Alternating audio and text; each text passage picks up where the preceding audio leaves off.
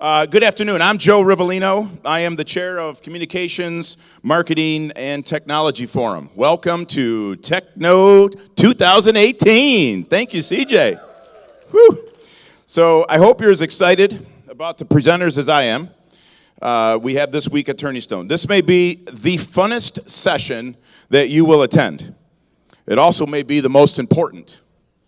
So, realtors must be plugged into emerging technology and social media platforms to compete in today's real estate market. The next generation of home buyers and sellers are experts at using technology as part of their home buying experience. You need to stay ahead or risk being left behind. Today we have 5 incredible speakers. They will discuss topics covering the latest in social media, in video, smartphones, and recent technology trends. We also have Anthony Gatto to help reduce your exposure to action in the courts and by the DOS. At the end of the presentation, all speakers will be on stage and they'll be able to take your questions. So, in an effort to keep up with technology theme, we're going to utilize the text-to-vote questions will appear on the screen during breaks in between the speakers. We encourage you to interact with us along the journey. So please share your experiences today on your social medias by using hashtag TechKNOW2018. Welcome. So, without further ado, let's have some fun and let's get things started today, okay? Woo! All right, I need 3 more people like that guy. Okay. All right. So our first presenter began her real estate career 13 years ago. From the beginning, she used social media to successfully build her business. She is currently the Women's Council of Realtors Vice President for Region 6, which comprises of Delaware, Maryland, New Jersey, New York, and Pennsylvania. Additionally, our first speaker is an RPAC Golden R and President's Circle member and chair of the NYSAR's RPAC trustees. If that's not busy enough, she most recently served on NAR's RPAC Fundraising Presidential Advisory Group. So first up, with Social Media 101, all right, everybody, let's give a warm welcome, everybody, Jennifer Fusatic. Come on, Jen. I feel my heart beating. You make me feel.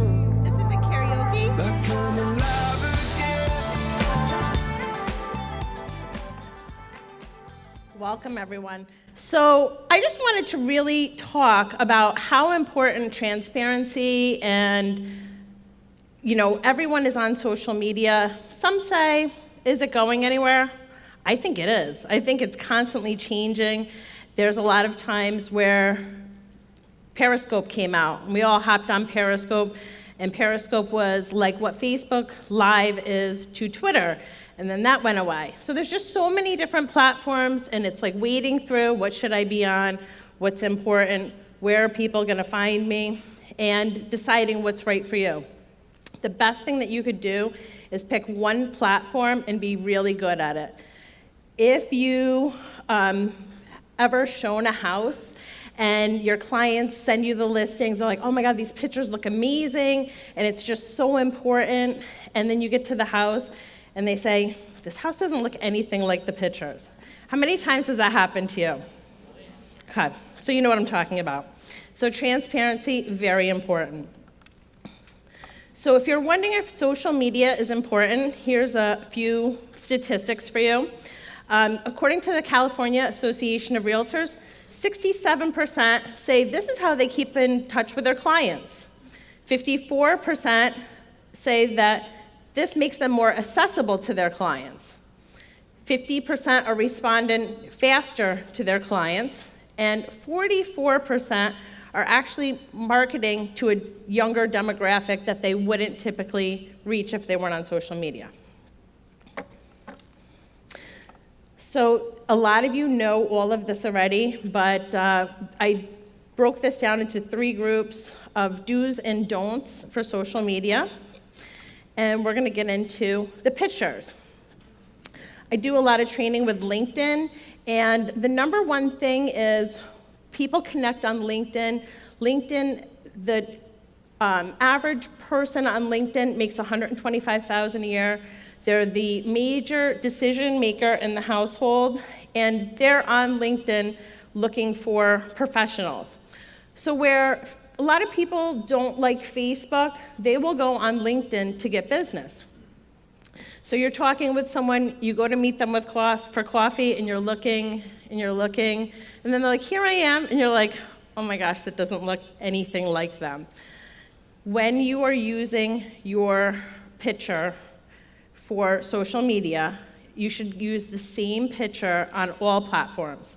And it should be a professional photographer taken picture, not a selfie. And here's a couple examples. You don't want the blurry, low quality picture. You don't want the real heavy artsy photo. The one with the dog is cute. You might want to save that for your personal Facebook page, but these are not good pictures for your professional identity.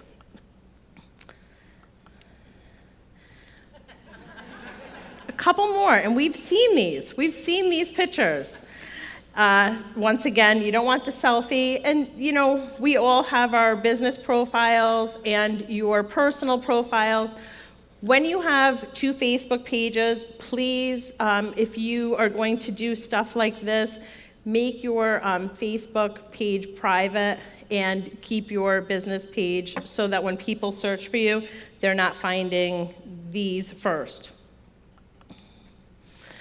So we all know how polarizing the climate can be. And I can say if I make any statement, I will offend half the room. So you really don't want to talk about mainly religion, politics. Some people say sports. That can also be very polarizing. Nothing provocative, and you don't want to have a drink in your hand in every picture. And a lot of times you get photographed at parties or events and you have a picture, but if you see someone coming, put the drinks down, because otherwise you look like in every picture you're drinking. Swearing. I've seen a lot of swearing on social media, and that's fine on your personal page if you choose to do that. A lot of people are posting memes and there's swearing in that. Sometimes I have a potty mouth, but I try to not have it in a professional setting. Where this can hurt you is if they Google your name and you've got like a really wild Instagram profile and you share a lot of things that have profanity in it, these are going to pop up under your images, under your name. So people may be like, what is going on here? A couple instances that I've seen personally, someone was going to hire someone. First thing they did was Google them, and a lot of things came up, and then the person was no longer hired because what they had under their images disqualified them. Another one was a young lady who was up for a scholarship, and she had some things that were attached to her profile, and they Googled her, and she lost out on a scholarship. So there's a lot of trolls on the internet, and we know this. People have nothing better to do than just go on different sites and comment to people. One thing I want to warn you about, we had a local broker who was an office manager, and she had a client who the transaction didn't go in their favor. So they then took to Facebook, and at 11 o'clock at night, I'm getting all these people screenshotting me like, did you see this, did you see this? So of course myself and 200 people hop on and are watching this thread happen, and she got on and she tried to defend herself. Well, if you think about it, I think it was 11 o'clock at night, there may have been someone who was very angry. There's nothing that you can do at that time to shut that down. It got so nasty, at one point there was 76 comments, and her name was Mary, and they said that they were using her name as a verb, and other people were hopping on saying that they had a negative experience with Mary and that they were married too. So when you have someone who is not happy, you definitely want to reach out to them through private messenger or ask to text them and say, can we discuss this tomorrow? Can I meet you for coffee? You know, can we make this right? You do not want to engage them on a social media platform at all. One of the other things, if this happens to you, and I've seen this on accounts, you get a troll that will go to your business page and give you a negative review or comment negatively about you on your page.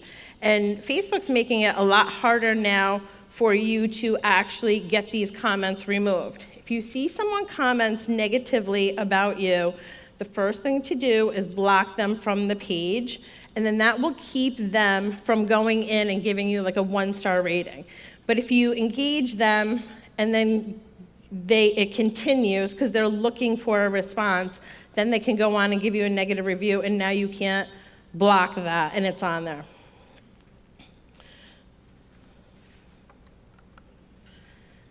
So it is important to be on social media. 59% of North America uses it. It's not going anywhere. It changes. It happens at a very quick rate.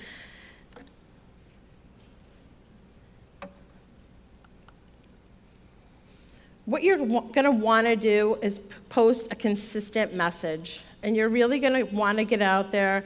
You're going to want to engage with the people who are following you, who are your friends. How many times have you had a friend who went and bought a house, and you're like, well, why didn't they contact me? And then they're like, oh, we thought you were too busy. What you need to do is post that you're actively working in real estate. You want to let them know, hey, I had a walkthrough today, I have a closing tomorrow. You want to post from these areas. What you do not want to do is post listing after listing after listing. If you have a new listing, that's great. Put that new listing up. But I've seen so many pages where all realtors do is post listing after listing. No one's going to follow that page.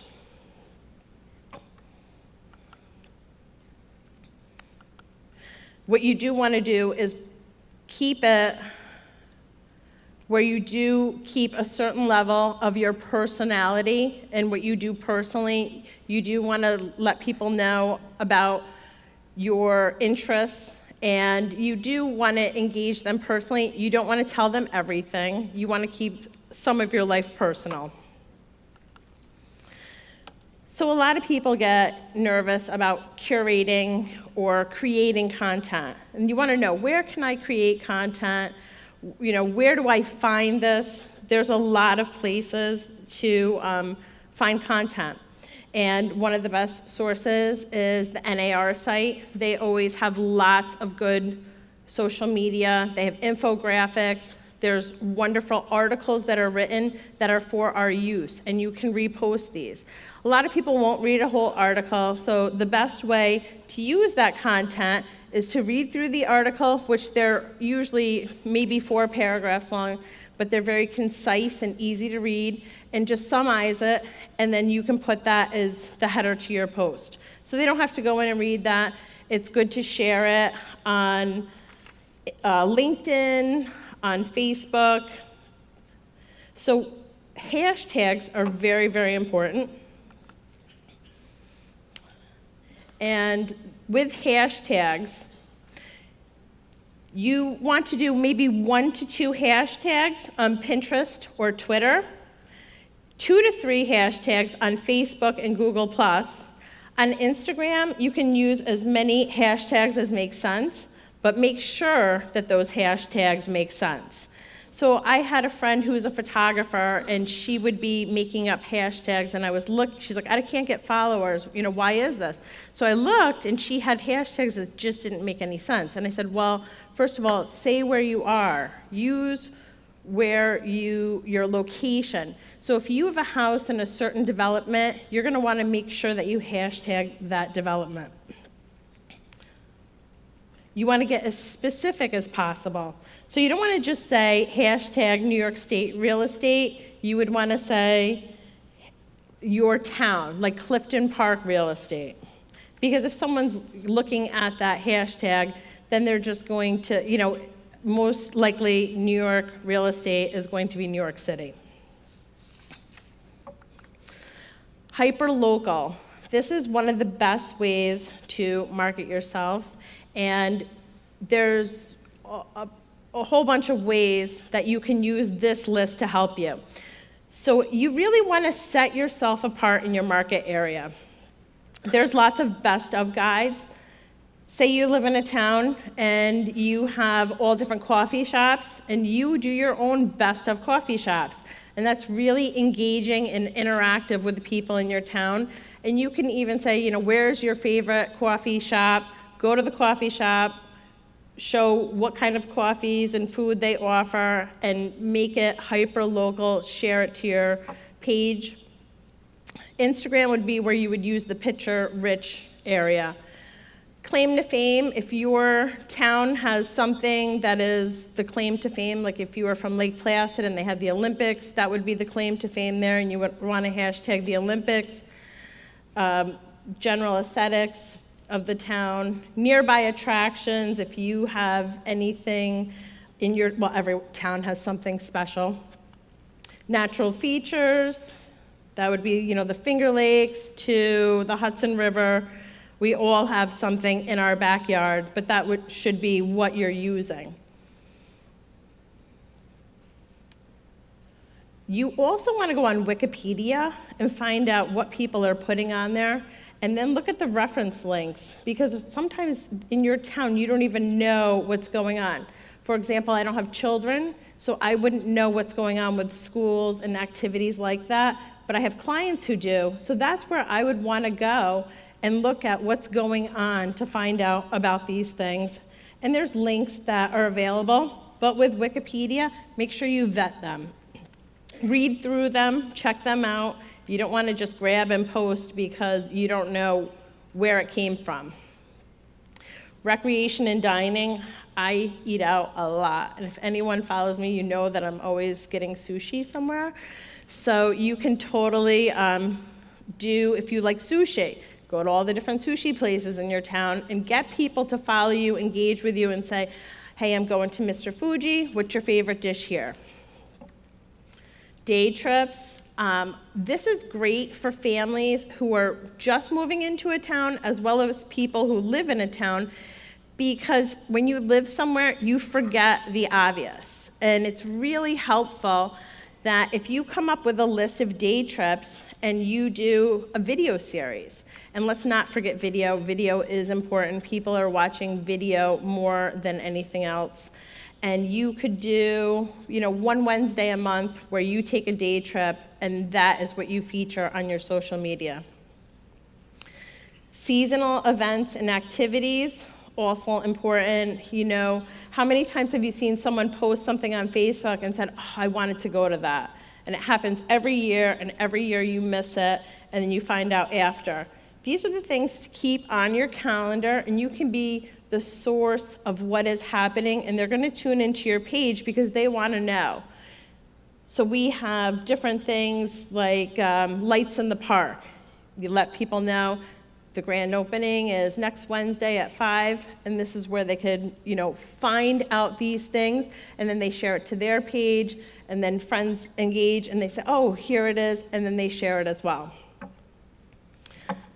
One of the best tips is ask your friends and people who live in your town, what do you wish someone told you about here that you didn't already know? And you can even use that as a platform on your page to gauge interaction.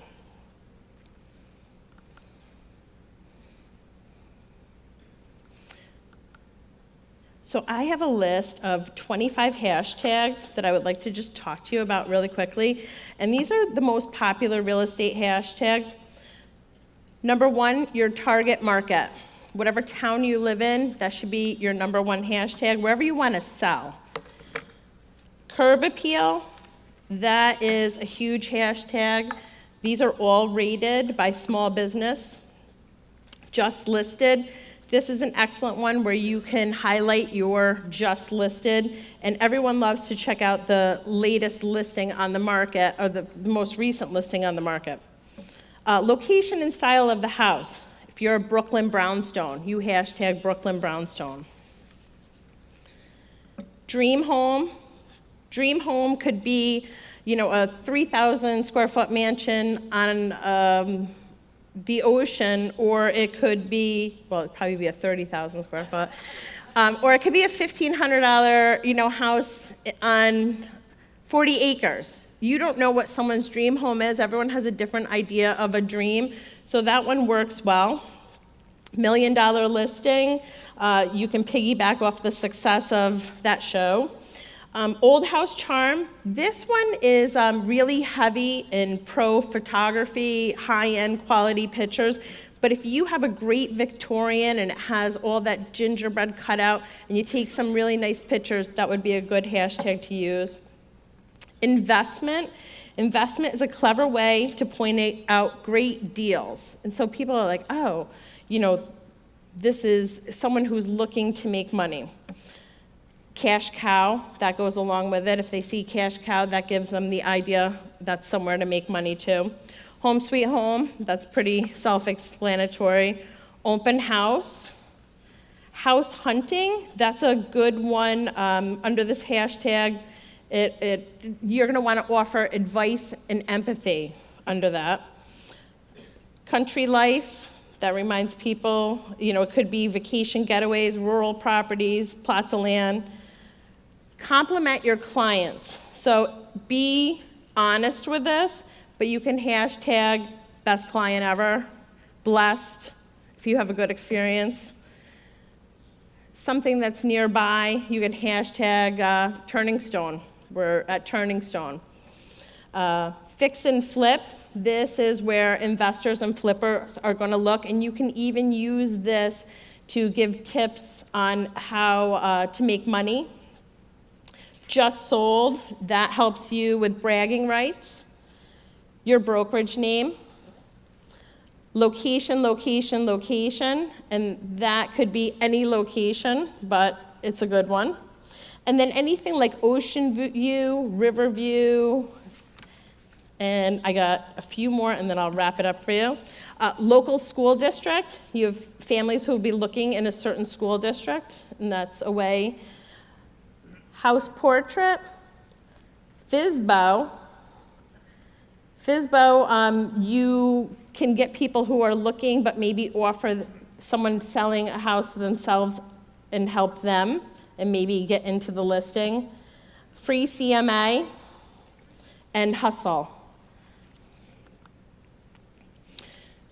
So we all know that anything that you put online is there forever.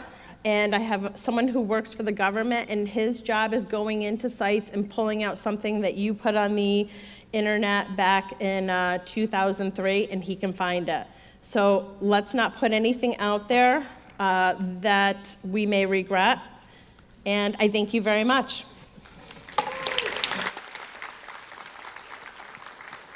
All right. Thank you, Jennifer.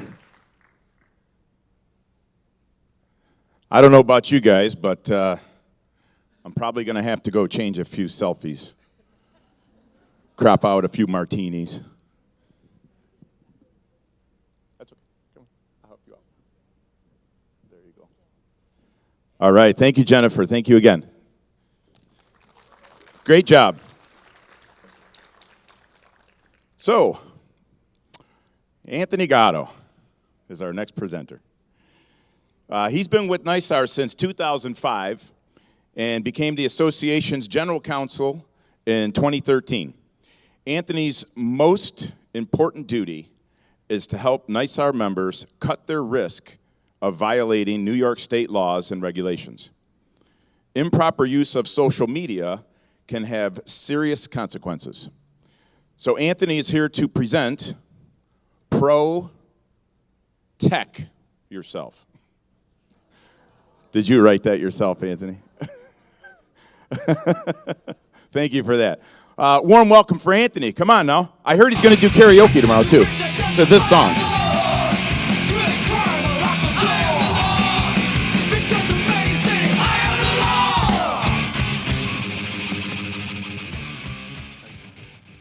Thank you to Joey Belladonna and Scott Ian of Anthrax for I Am the Law.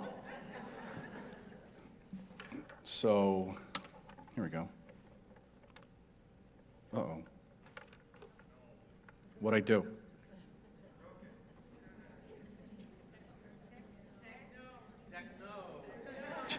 What about me says technology? Seriously.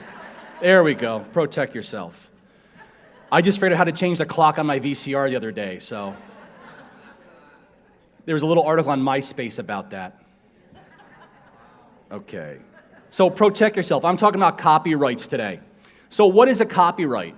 A copyright is a form of protection provided by the laws of the U.S. to authors of original works of art that are fixed in a tangible form or expression. So an original work of authorship is a work that is independently created by a human author and possesses at least some minimal degree of creativity. I like the human author aspect of that. Remember they tried to get the monkey who took a selfie of himself and get the copyright for that, but they couldn't because the monkey wasn't a human author. So fixed is when it's captured either by or under the authority of an author in a sufficiently permanent medium such that the work can be perceived, reproduced, or communicated for more than a short time.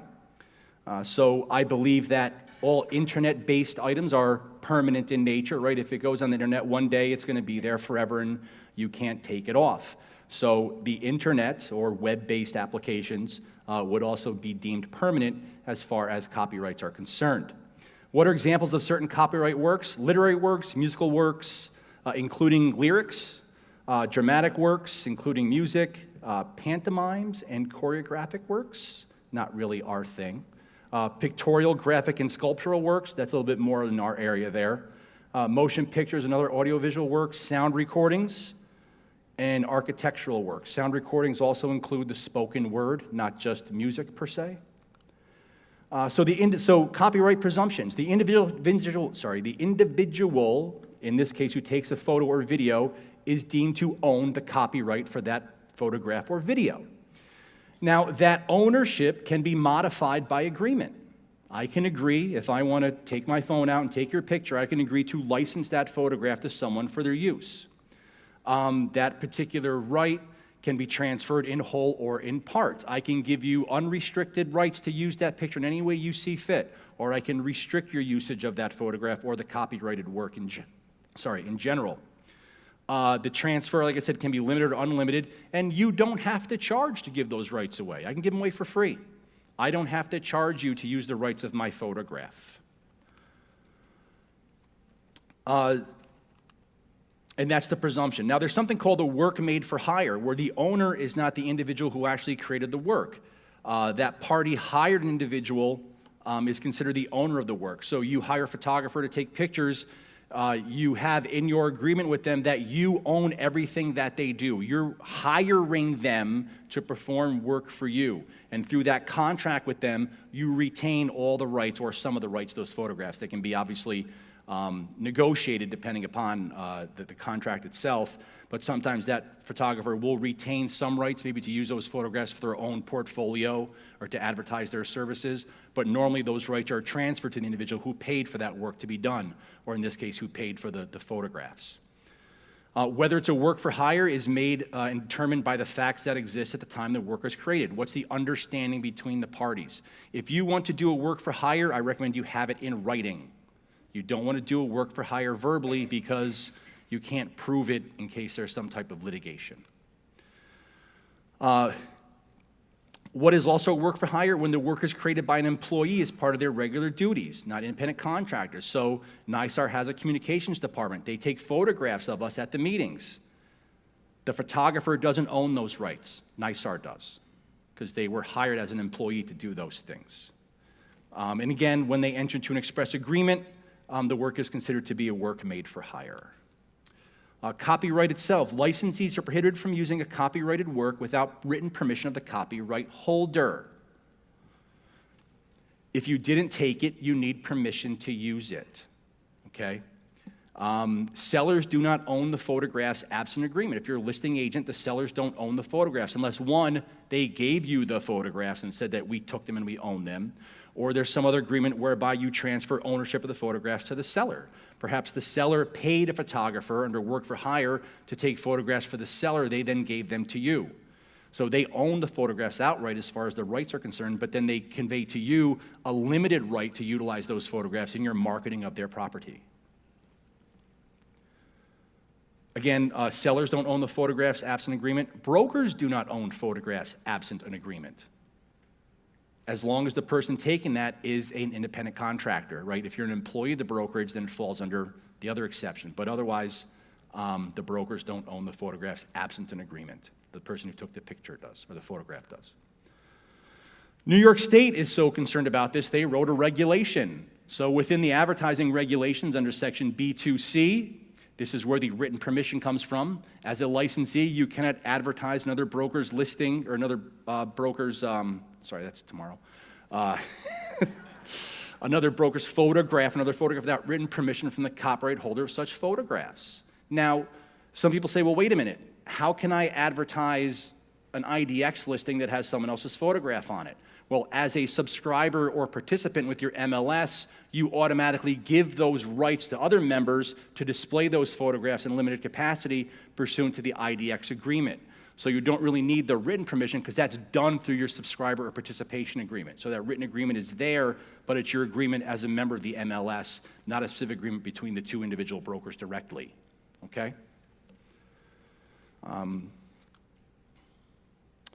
We also have our standards of practice we have to follow. Standard practice 12-10. You have an obligation to present a true picture in your advertisements. And number 4 under that is you cannot present content developed by others without permission. This is all very basic things, but the penalties that you will receive if you're caught violating someone's intellectual property, whether it be copyright or something else, are rather steep, including having to give up whatever profits you made as a result of utilizing the work. So how do you protect yourself from copyright? Brokers have an office policy as to the copywriting of materials. Hit the wrong button, sorry. There you go. Have video, audio, and photographs as far as what you have as your policy is concerned. What are your licensees doing that are copyrightable or may be copyrightable? Websites, logos, and slogans. What about team names? Right? What if someone has a unique team name and they decide to trademark that name? Right? That's another protection that individuals have. If pictures are provided by the seller or landlord, make sure they have the right to give you those photographs to utilize. Make sure they own the rights to give those photographs away. And again, if hiring a photographer, make sure what rights you are getting. Look at that written agreement. What are they conveying to you? What are they keeping? And it can be the same thing, right? You can share the use of copyrighted materials. It doesn't have to be exclusive to one person.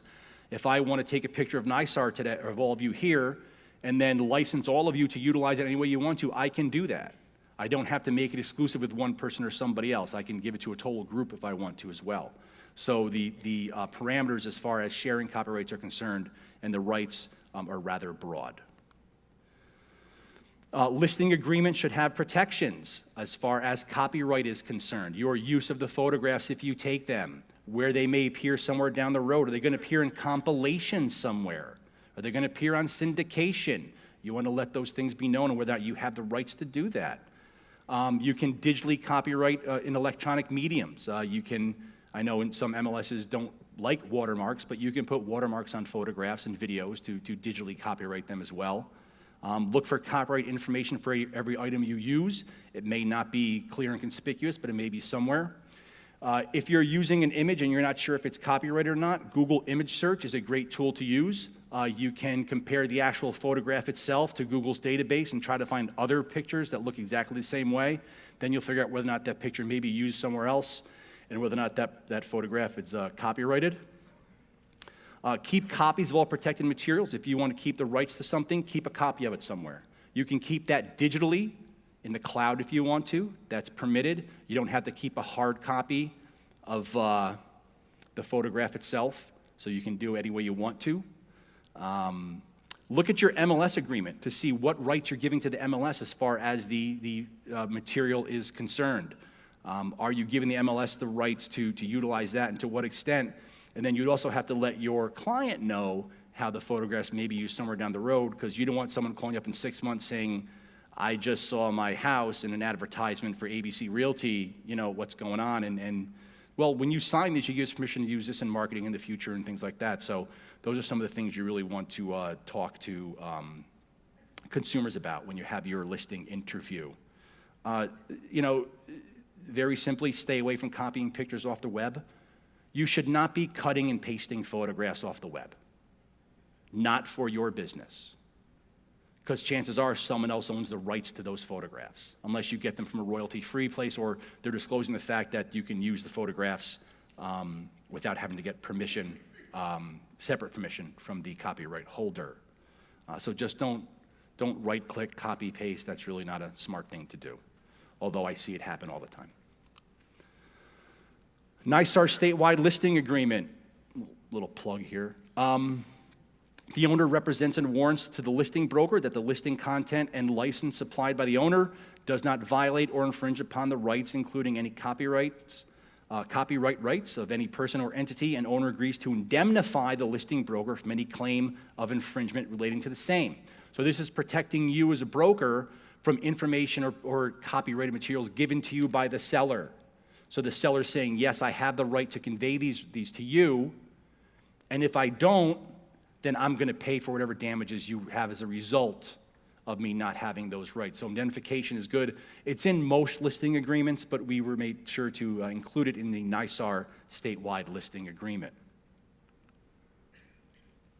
Again, owner acknowledges and agrees that as between owner and listing broker, all listing content developed by the listing broker is owned by the listing broker, and the owner has no right, title, or interest in it. How many sellers have you had that were with another brokerage, came to you for the listing right after theirs expired and said, just use everything the other broker had, right? You can't do that, and that includes everything because that listing broker owns that content. This is the Google image search tool. Again, not just to find photographs. You can search copyrighted photos. You can input the website where the photograph is, or you can upload it from your computer or phone, and it will search for that exact image. If it can't find the exact image, it comes up with images that look similar, but at least you can see if that picture has been used somewhere else to make sure whether or not there's a violation. It also searches for different sizes, so it's not just the 1024 by 780, it also searches for the 340 by 2 something, so it's all different sizes as well. MLS agreements, right? Participant contribution. All data that the subscribers submit, contribute, or input in the MLS system, including text, photographs, and images, in any form now known or hereafter discovered, belongs to the MLS. That you give the MLS, in most situations, a license to utilize that information. It's a non-exclusive license. It goes on into perpetuity, so there's no real end date. There's no payment that has to be made. It's royalty-free. So most MLS agreements have this type of language in there to protect themselves for information that you are providing to them as far as information that may be copyrighted.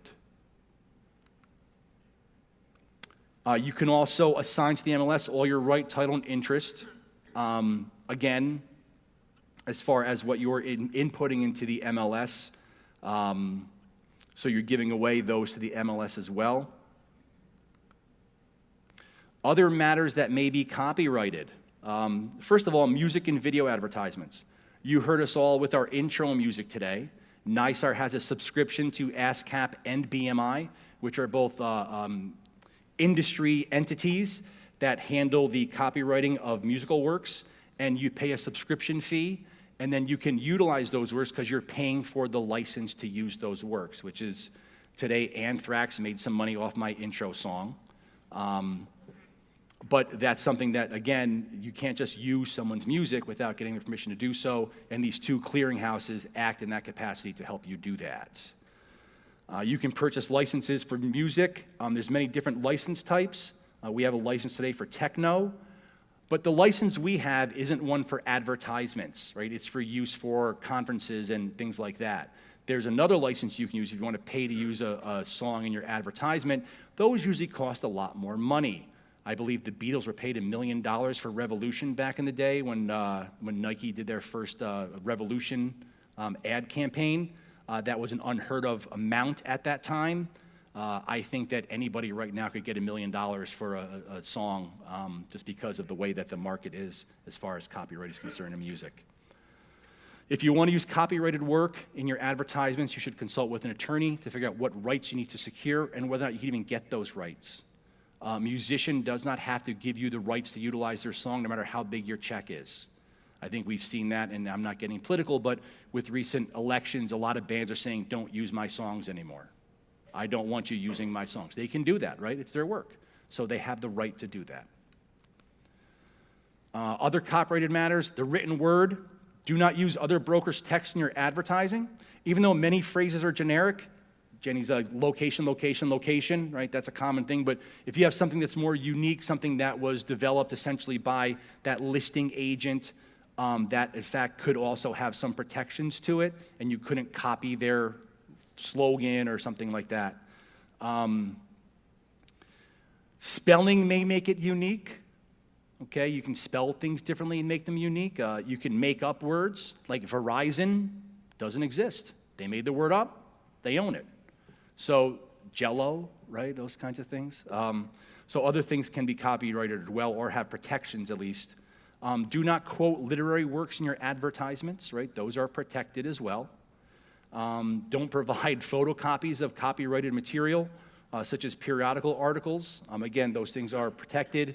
You can contact the magazine or periodical to get permission for reprints. Sometimes they are not expensive at all if you want to distribute those to your clients or customers. Usually reprint fees are affordable. So if there's something you think that's pertinent enough, you can provide that to your clients or customers as well. Oh, and I finished early. So don't forget, though, that copyright, it's not just something that is law, it's something that you also have as a realtor, you have a further obligation not to act in a manner which is unethical, and I think that stealing someone else's material would be deemed unethical, as well as suffering whatever kind of disciplinary action you may have from whatever authorities, whether it be DOS or from the United States Patent and Trademark Office. They love coming after people and charging them for violations. So, thank you, everyone. Okay. Thank you, Anthony. So what we're going to do is look up at the screen right now and see yourself and wave. No. Okay. So menti.com is the site that you want to go to, and you're going to want to use that code. We're going to practice our text to vote. So take a moment and check that out and cast your votes. The rest of it's self-explanatory is what I'm being told. Okay, thank you, Anthony, for your presentation. Appreciate that very much. Now let's get hyper-local with our next speaker.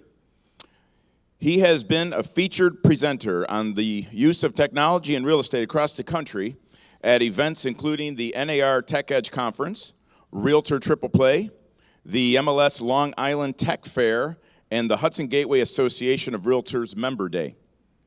He is the owner of Life New York Real Estate and the founder of Lifestyle Westchester, an online resource introducing people, places, and things to Westchester. He is a leader in the Hudson Gateway Association of Realtors and the MLS. Time to get hyperlocal with Shirag Shah. Woo! Hello, everybody. Here we go. Yeah, I can move around. I got this feeling inside my bones. It goes All right. electric wavy when I turn it on. Off from my city. All right, so I'm not going to stand up here today, so let's kind of get into it. That's enough about who I am. I want to know about you. So first thing is, good afternoon. Can I have a little bit of energy? See, the way that I am, I like to give, but, you know, like in real estate and sales, it's all about mirroring and matching. So as much energy as you give me, I will give you back. And if you guys are really nice, I'd like to throw in some extras. So who's okay with that? So look, all I would ask is for a simple 20 minutes for you to tune out of your cell phones and focus up here. Because I have a very important job. I have 20 minutes to tell you what I believe will be one of the most important things to keep your business relevant. So everybody stand up for 1 second, please. I know, I'm asking you to do things, it's okay. So who wants to say relevant? Say yes. Who works really hard for their listings? Say yes. Who wants to stay with their clients and get them before the transaction starts? Say yes.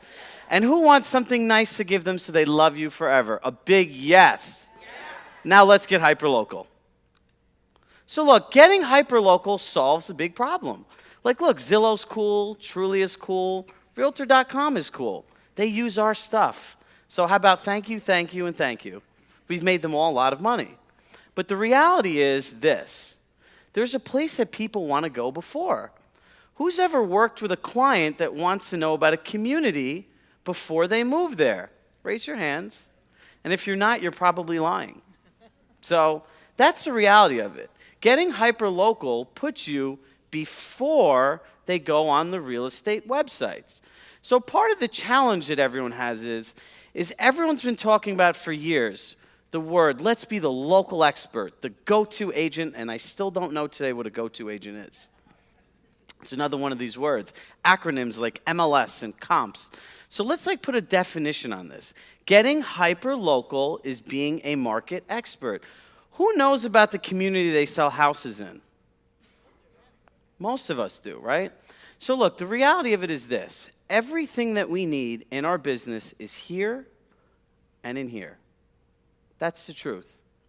Because we all work very, very hard in a transaction. And the information that we have is valuable. It's more valuable than the listing and a lot of the other stuff, and you guys don't even realize that you have it. You own it. You cannot replicate what you know about a community from helping people buy, sell homes, and live in it on a real estate search website. Do you agree? Say yes. So then how come we don't talk about this more often? More people are sitting there complaining about how they're losing clients to these sites than focus on what they could gain. So I want everyone to take a simple mind shift here, and let's put on our business hats, right? Let's work on our business and not in our business. And what I'm going to tell you to do is let's start living in the future. Because I don't know about you guys, but my kids still have to go to college. I still have to live, and I'm imagining the rest of you do too, yes? So what the thing is that I want everyone to realize is this is a long game. Stop thinking transactionally. And I could thank the guys in the back because they said there'd be at least one blooper.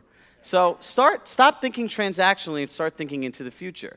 So let's talk about cultivating something that we could keep pulling from over and over again.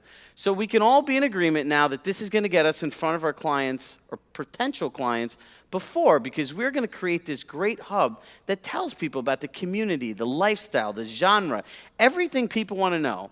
Because people buy homes, and you see those nice little lines where the kids grow and people playing in the backyards, or it could be where your now husband proposed to you. All those things are memories, and all those things happen in a home. It could be a place where two partners connect. It could be a place where the dog runs in the backyard. All those great things. But guess what? Your life happens outside of a home in a community. And people care about that. Life is today, it's about more than bedrooms and bathrooms, and it's about experiences. So I told you about the before now, but here's the after. Now, after somebody buys a house, what do you send them? I hope it's not cooking recipes, because we're not chefs. I hope it's not that the clock goes back, because the phones do that on their own. So if someone, and I'm asking everyone to be a little unique now, everyone's different and everyone has a message to share. So stop sending the canned emails that are in your CRM or whatever your company gives you or whatever third-party service you paid for, and send people stuff that they're actually going to care about and that they're going to remember you for. And that's all hyper-local content. Now, if you go back in time, it was expensive. I like to call this the expensive past, right? You needed ink, paper, a copywriter, because I don't know about you guys, but me personally, I'm not the best person with grammar, and I know a lot of realtors aren't. You also need stamps, right? You got to go to the post office, you got to buy stamps, and you're sitting there, I got to stuff the letter, I got to write the stuff. Oh God, I got to send them out, and if I don't get them out, and if they don't go to everybody, what's the neighbor going to think if I don't get it? And then all of a sudden you sit there like this. Oh. I hope somebody calls me. I hope somebody calls me. I hope somebody calls me. I hope somebody calls me. Then bring, bring, bring. Is it a lead? Hey, you guys want to hang out tonight? God damn it, why'd you have to call me from that same different number? I thought it was a lead from the card I sent out in the mail. That's not how it is. That's not how it's supposed to be. We work too hard and we need to work smarter. So look, if you go today, the cost before this is time and money. And I don't know about you guys, but time is really important. For those that know me from my local town, you know I wake up at about 4 o'clock in the morning. I'm trying to get every maximum minute out of the day, and your time is worth money. So every time you're sitting there doing this, doing this, doing this, doing this, doing this, doing this, you're not investing in your future. You're running around on the same mousetrap you always did, and you're hoping. I want to build. So after you've wasted time and money, you've realized today you have a lot more options. You have your phone, which is the greatest technology piece you could ever have. Anywhere you go, you could document your experience. You could hit a button. You could connect with your clients. Because on social media, as Jennifer said, people share what's really important to them. People ask questions. You could notice from your clients where, after they move, where they're going, what questions they ask, what really is going on in their lives that matters. Because we have 2 ears and 1 mouth, but we're all so busy talking, nobody's listening. So if you're taking notes, the first thing I want you to do is, for the people you've sold houses to in the past 6 months, go back and look at what they're posting about when they move. Listen and start to be strategic. Learn how to enter the conversation, provide value, and realize all this stuff is supposed to go before, right? Because if you look at it, the life of a lead is a lot longer now. People spend 6 months to 12 months researching communities, areas. I met with someone the other day from my partner, and they had told me they'd spent the last year plus driving around different towns in Westchester because they had no idea what each town was. So I told them about the lifestyle, restaurants. I asked them whether they like to walk their dog. Do they like running? Are they homebodies at the end of the day that like to watch Netflix? Guess what, guys? This stuff matters. Because all that stuff is directly connected to the communities they want to live in and what goes on outside their house. So after that, right, now, this is what you need. You need a smartphone. You need a newer computer because if you're like me and the rest of many people here, you make videos. And if you have an older computer, God, it's going to be painful watching that video export, right? You need some short tech and a social media network, and guess what? I know I'm not the only person that likes things for free. It's maybe because I'm Indian, maybe because my parents are immigrants, but the reality is they want us to pay. So if we could get something for free, why not? Free? Yeah, right? Okay, so you're probably wondering, what are the meat and potatoes to this now? So we've got past all the theory stuff. So take out your notes and let's really get down to business. Because for any of you that ever heard me speak, the most important thing is the application of this. I want people more than you could ever imagine from the bottom of my heart to take this and apply it in their business. When somebody sends me a message, the most fulfilling thing I get out of doing this is saying this changed something in my life. Because if I could create more time for you, that's more time with your family, another vacation you could go on, or just that you're happier and you're less frustrated, because this is a great business to be in. So who has a Facebook and Instagram business page? Now, who posts only about their listings? Who talks about the communities they live in? Some. So now I'm going to put another thing for you guys to do. Create a different page just for the community. Hey, Roseanne. So create a different page for the community, right? Now think about things. Moses, where do you live? Briarwood. Say it again? Briarwood. Briarwood. And you're from Long Island? Queens. So he could say, things to do in Briarwood, love where you live, Briarwood. Think about all those hyper-local names, and let's kind of put together everything we've learned so far. So if you're writing something down, write down the name of a page. And what I'm going to tell you is I'm going to tell you a little different of an approach, is just make this page about the community. This is not a place that you're going to post about your real estate sales.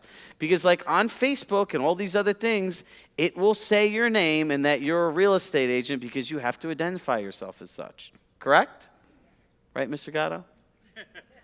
Exactly. He got our back. Just remember that. That's what I want you to do. And now this page that you're going to make is essentially your love letter to the community. What do you post about? Oh, wait. So you guys got all that right there? So who's actually thinking of doing this? Tell the truth. Some. Okay. For the people that aren't raising your hands, what would hold you back from doing this? Don't say time. Fear? Who said fear? Do you say fear? What are you afraid of? I don't know. Failing? Okay, failing. Perfect. Stand up, Dorothy. Everyone clap your hand for Dorothy for putting herself out there. So I'm really happy she said that, because this is the number one things that hold us back from everything. False evidence appearing real. There's no such thing as failing. I'll tell you what's failing. If you sit there and you do this for 3 months and then you quit, you failed. If not, you learned. No one that's ever done anything great has ever done it the first time. Coke only sold 25 bottles the first year they were in business. You think they gave up? No. If you want to sit here and keep paying other people for your own leads, that's fine. That's a business model. It could work for you. But I'm realizing that the world's changing. People are looking at smartphones. People are consuming information differently. People want to know this information, and we all sit here worrying about websites making ourselves obsolete. We are making ourselves obsolete because we're not giving people the information they want. Why should they have to go somewhere else when you have all the information here and here? Because you guys all care about your clients. You care about what happens to them. You want to help them during the sale. You want to help them after the sale. But how come that doesn't show? It's because no one takes the time to invest into something that's a long-term thing. Do not let simple things like real estate math freak you out. The things that freak you out are this. I sent out 1,000 postcards. 10 people returned them. I got 3 listing appointments. I got 1 lead. I got 1 deal. That's real estate math. Social media math does not work that way. This is a long-term thing. So look, if you did 1 post a week, just 1, that's 52 pieces of content a year. And in 5 years, you'd have 260 pieces of local content. So if someone was looking to live in an area and you thought you had 260 pieces of content, would that make you a local expert? That's just 1 post a week. I'm not asking for a lot. It's not. The other thing about this is, who'd like to get other people involved in this? Right? We have a page called Lifestyle Westchester. If you'd like, you could look at it for ideas and stuff. But I have over 10 different people in the community that are volunteers. They help set up events. They help promote the brand. They help create messaging, and so on and so forth. So if you make this about the community, other people will want to join you. Who'd be interested in networking in that way? Now, again, look, this is living in the future. Because it's like a game in soccer. You want to go where the ball is going, not just chase people around. That's not what we're looking to do. So when you're making contents, what do you post about? Who has a favorite place to go? People love food, you know? Like you sit down and you think about it, I could break it down to this. 3 words: explore, experience, dine. That's it, guys. Everything falls under those 3 categories. It's pretty simple. Explore. Where can people go? What goes on in the community? Experiences. You know, there's a great rope climbing obstacle course. There's a great dog park. There's a great place to go running. What other type of things do people look to do? Listen, if you go on social media and you look around, all the information and all the stuff that you want, people are posting about it. Who is part of local community groups in their area? Guys, there is a treasure trove of information and strategy there. Literally everything that somebody posts that says, hey, I wonder where I find one of these. I wonder where you get one of those, or where would I go to do this? You should take notes, because it's like called the interview expert model. The person interviewing all the people is the expert on the subject. Do you agree? So there's nothing to fail. Failing is when you're broke and you don't have money to pay your bills. Because I can tell you that sucks. Trying something out of your comfort zone might feel a little weird, but it'll help you grow. It's not rocket science. It really isn't. And then as you go, you can cultivate partners and stuff like that. So we've been doing this for 18 months, and this is a little video that we put together to share with you.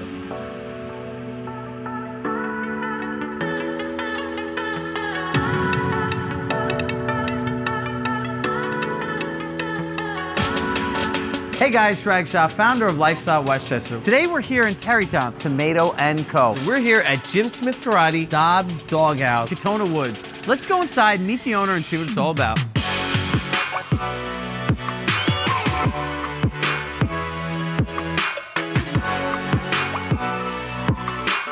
One of the things that I immediately felt in here was the ambiance and the atmosphere. A dining experience is not just eating anymore. It's everything, the feel of it, the music, the artwork. Seeing what it was about, what everyone was doing, and then just kind of making it our own. We want to give each client and each guest a unique experience.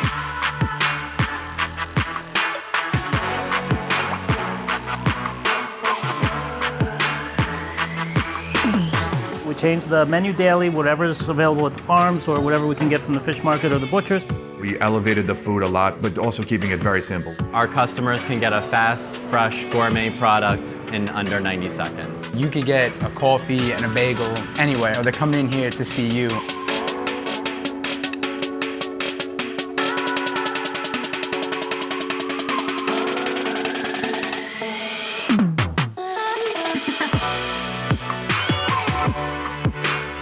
The name of my company is Allison Jane's Jewelry. My belief is insurance should be made simple. We've been in the community 44 years now. We have a ratio of about 5 students to 1 instructor. This is an experience with everyone, the entire family. When someone comes in here, we want people to feel comfortable. We want to make it feel like it's their own place. It's that small town feel, but like the fine dining type quality food.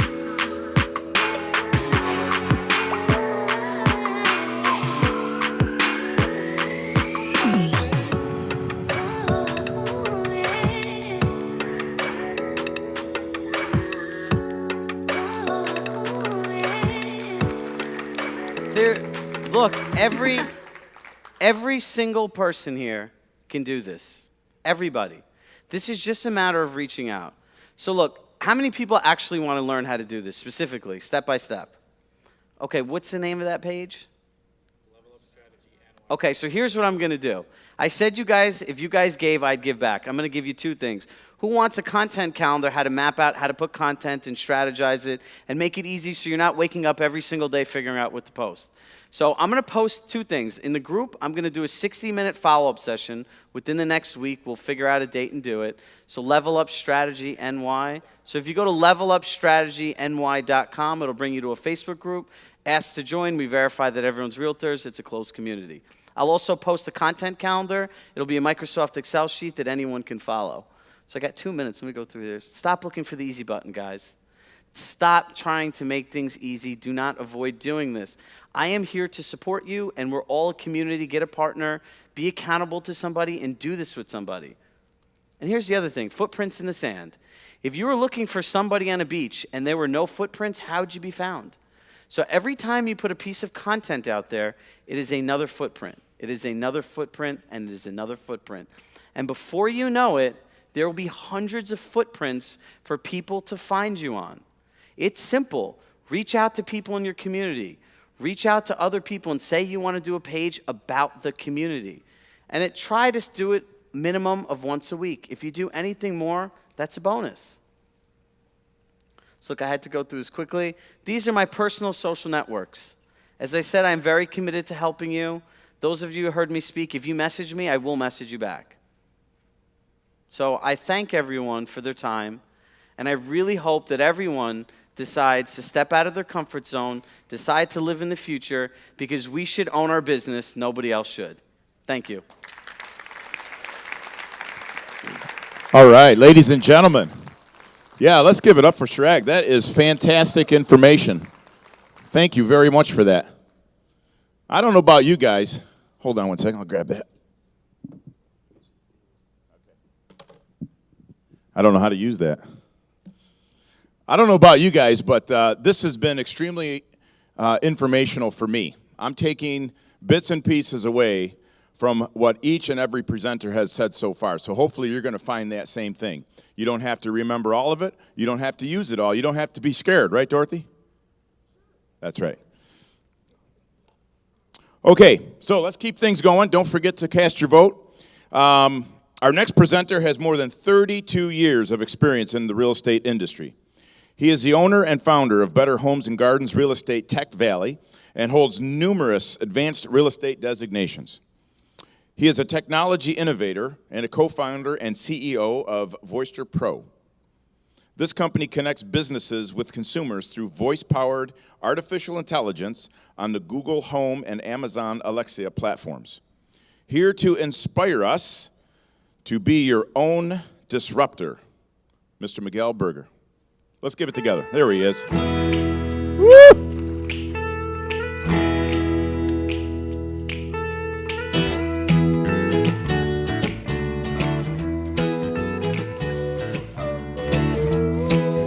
Come on, guys.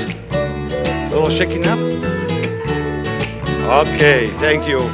That's enough. I'm not going to dance. That's tomorrow night. Well, thank you. How many people like to disrupt? How many people love the word disruption? Change. Live outside your box.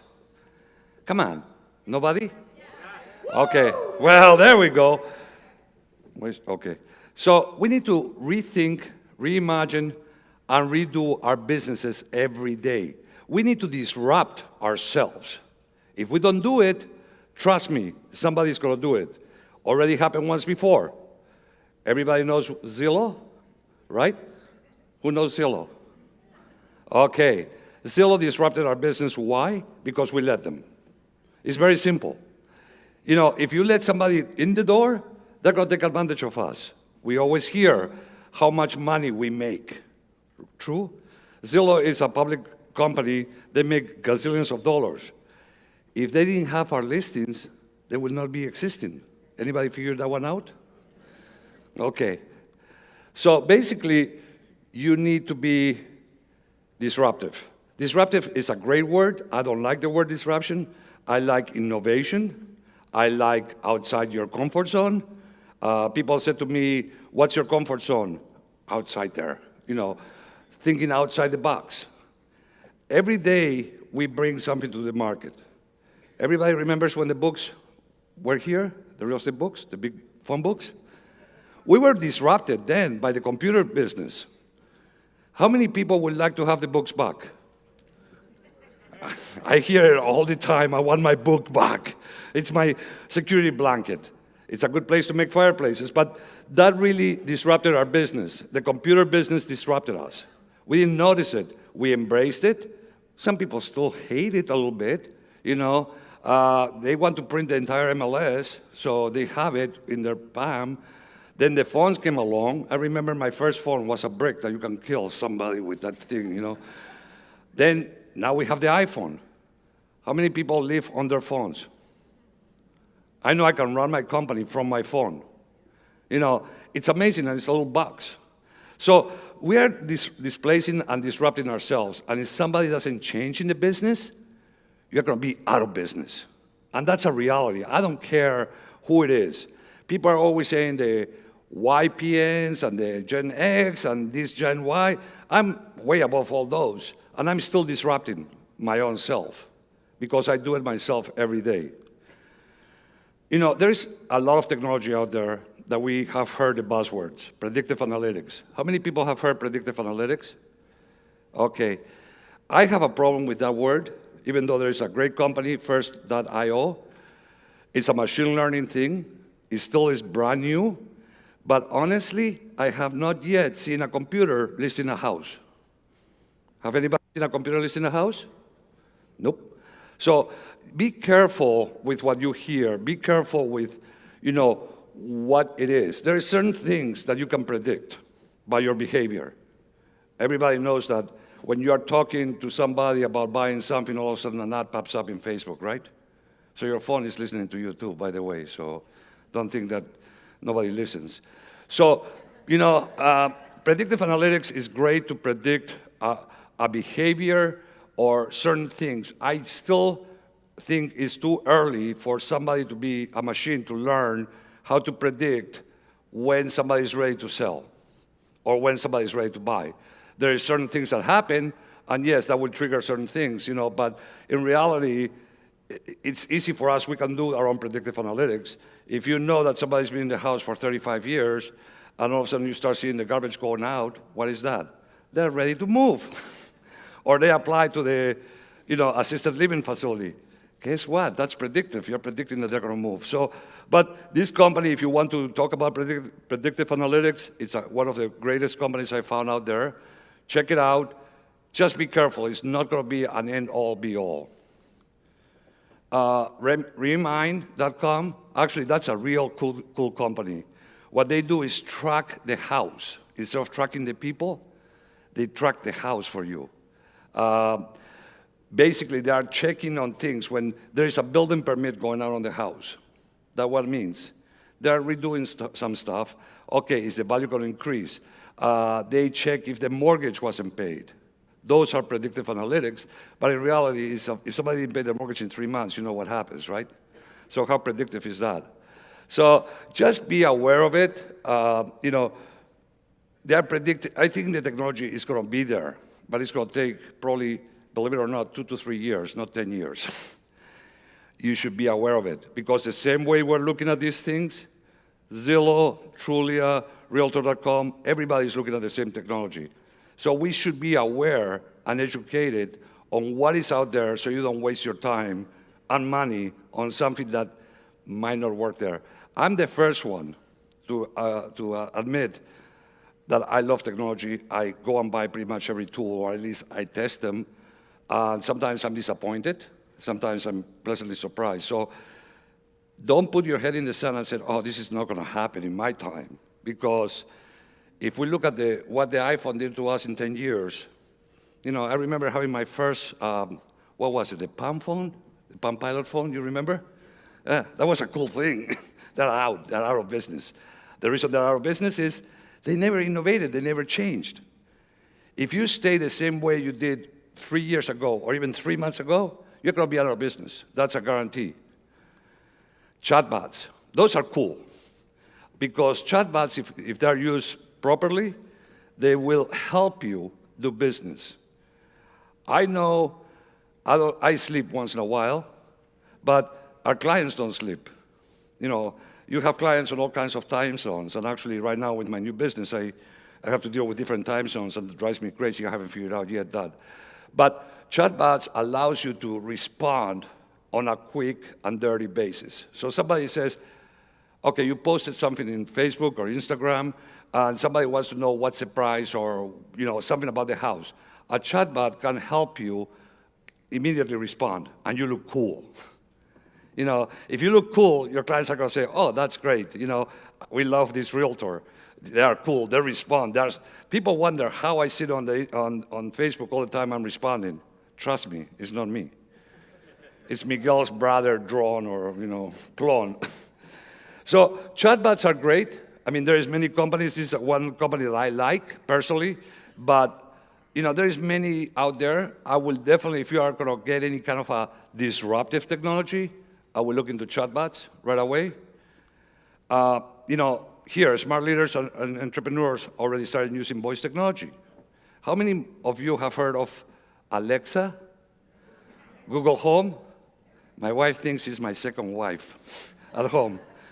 And before Alexa, every time I travel, my wife will call me and said, I cannot turn the TV. We have 5 remotes or whatever it is.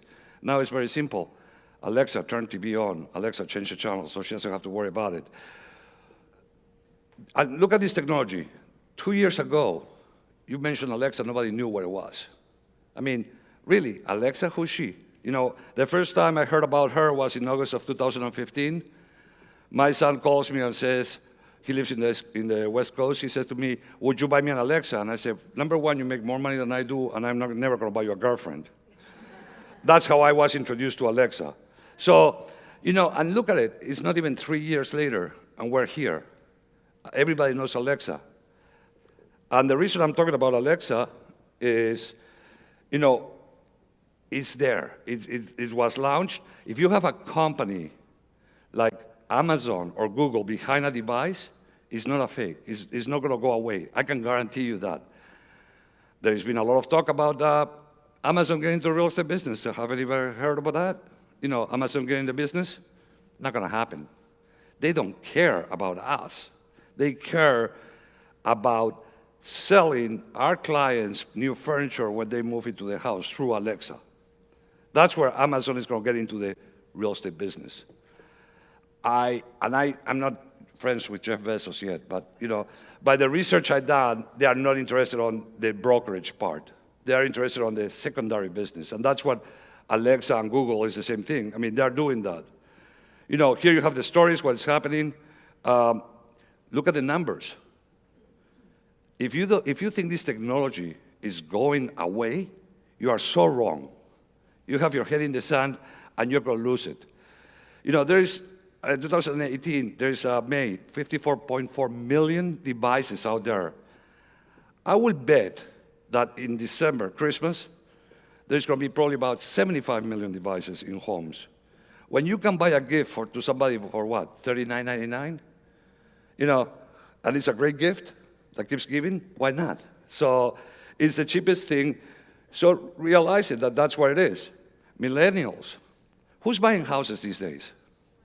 Millennials, the young people, right? Not old people like me. I almost said the wrong thing. Millennials are buying houses.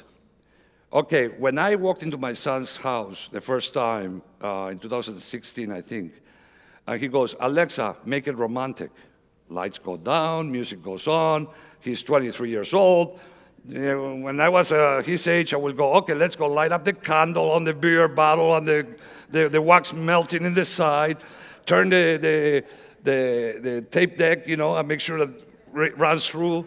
There was no CDs back then. So I think that's our consumer. That's where we need to go to, okay? The idea that we need to understand millennials, forget it. You're never going to understand them. I don't get it, you know, I mean, and I think I'm cool. But I'm not cool according to some people. So let's go where they're shopping. I mean, this is where they're shopping. This is it. And Alexa can do more than just play music, you know, make the house romantic. Listing searches, ABMs, automated valuation. This exists right now. You can actually ask Alexa, how much is my house worth? And she will give you a value.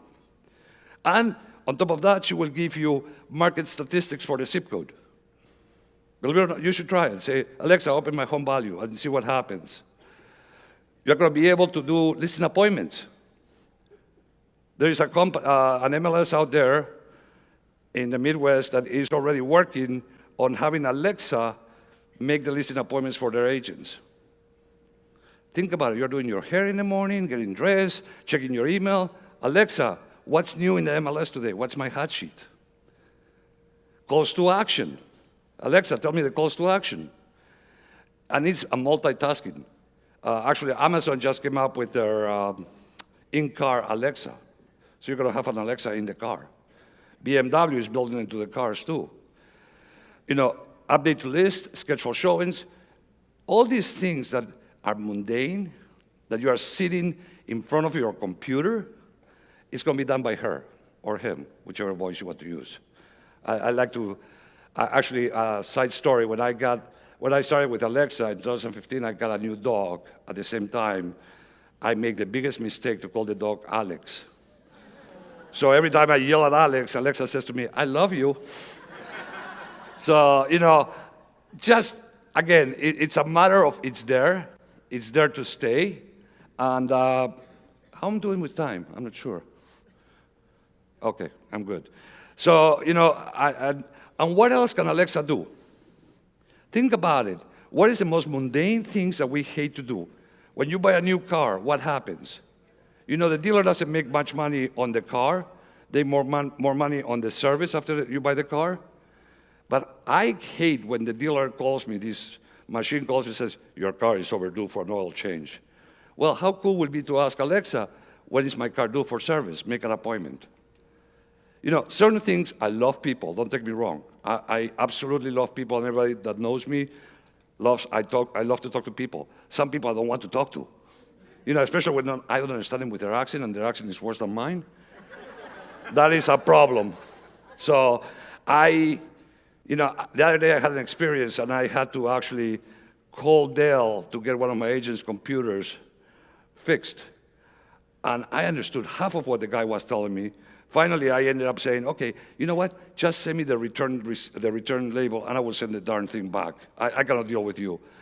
I could have asked Alexa to diagnose the computer. The same questions. I mean, think about it. They're reading from a book, right? Anytime you call the 1-800 service center, they're reading from a book. They're reading from a script. Why do I need to talk to somebody that I really don't care to talk to if I can ask Alexa, and based on my responses, you know, I will get the same interaction on my time, on my terms. And that's where it is. One thing that I want to tell you is, you know, if you could see with your ears, this is some really cool thing that we're doing, and I'm almost done, so you don't have to worry about it. Alexa, open virtual walkthrough. Welcome to your virtual walkthrough assistant. What address would you like to walk through? 11 Imperial Drive. What is the zip code of that address? 12211. I can tell you about the front house, pool, and corridor to name a few. Say help to hear the full list. Which room would you like me to describe first? Kitchen. The kitchen has a beautiful chandelier, an island, stainless steel appliances, rustic hardwood flooring, and lots of natural light.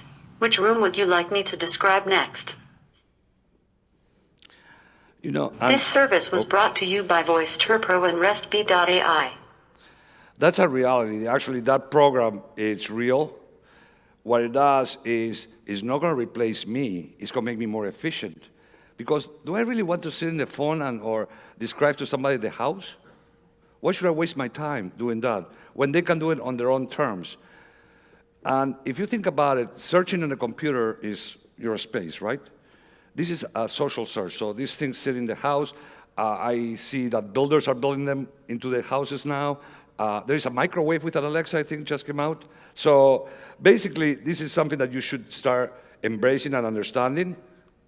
And this is just the beginning. This is absolutely just the beginning. One thing that I do is I try to think what's next. And never, ever to replace me in my business. Is to help me do more business. And that's key. If anybody have any questions, there is my contact information. And thank you.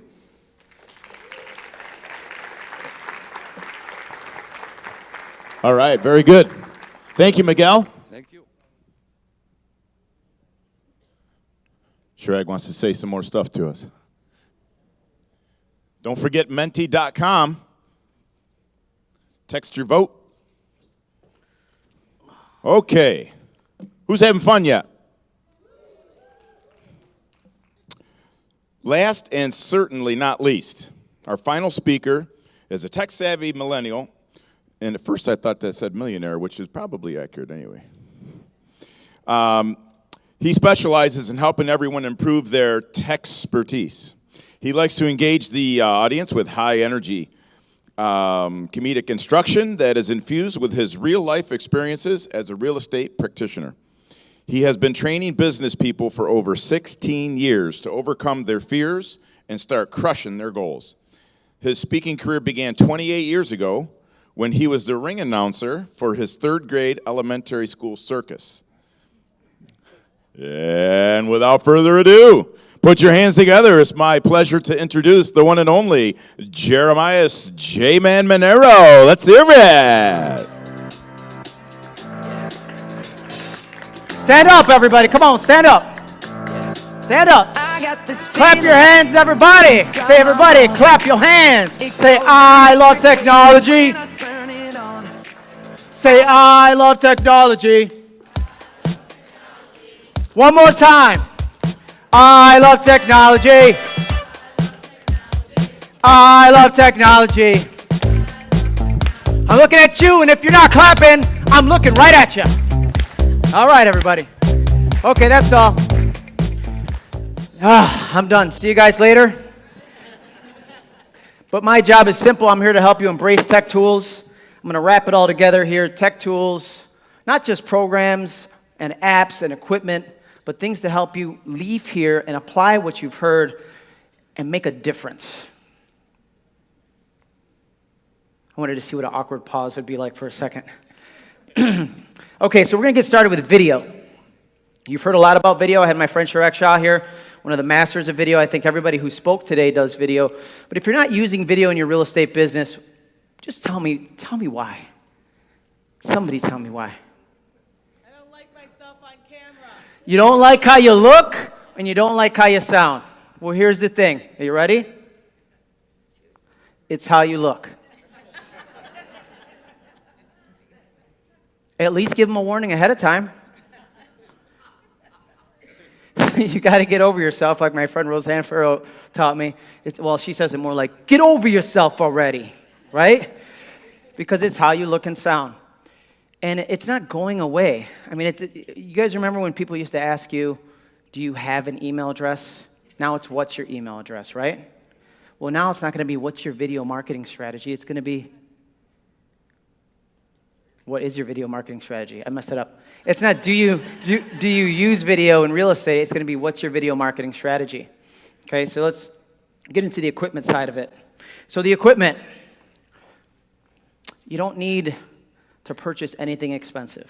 Okay, if somebody tells you got to go out and buy an expensive camera and this thing and that and the other thing, they're in the business of selling equipment. Okay, all you need is in your pocket. Okay, the smartphone.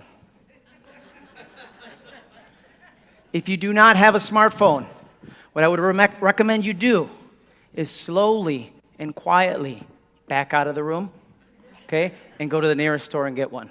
Because in this day and age, if you're a real estate practitioner and you're not using a smartphone, you're out of business, quite clearly. So the first tool we have for using video, it's called a gimbal. And there's a number of manufacturers out there. There's Smove, S-M-O-V-E is one. And then its competitor, top competitor is DJI Osmo Mobile 2. They're both around $130, okay, but it gives you that smooth look like you're on a dolly taking the video. If you've ever taken a video and it looks like the Blair Witch Project, you guys remember that movie?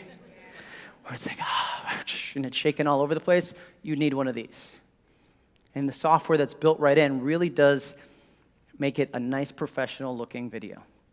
You know, not all of us are going to have the staff and the equipment like my friend Chirag to put together. I mean, wasn't that a great video that Lifestyle Westchester? Give him a round of applause. We're not going to all have that kind of equipment, but with your smartphone and some of these apps and programs, you can do what's good enough. Okay? And I always say, focus on progress, not perfection. Because too often you're like, no, I'm looking at Becca over here, Rebecca, because too often you're researching, and you're researching, and you're researching, and you're researching, and you're researching. You're like, wait, I almost have it. If I could research one more thing, it will be perfect. You have to stop thinking and start doing, right?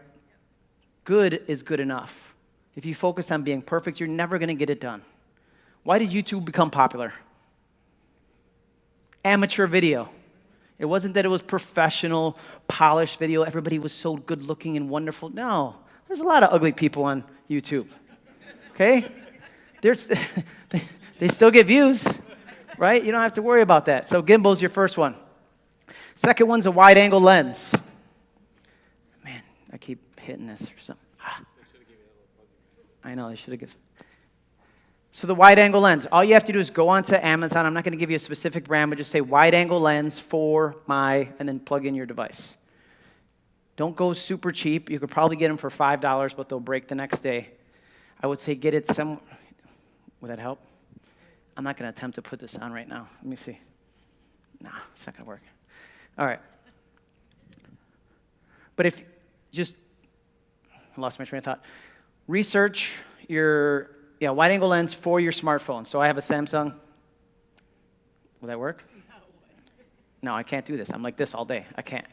Here, you just hold it. It'll be fine. All right, so wide-angle lens for your smartphone. Again, it should be anywhere from $25 to $50. It'll make all the difference, especially if you're doing something related to real estate.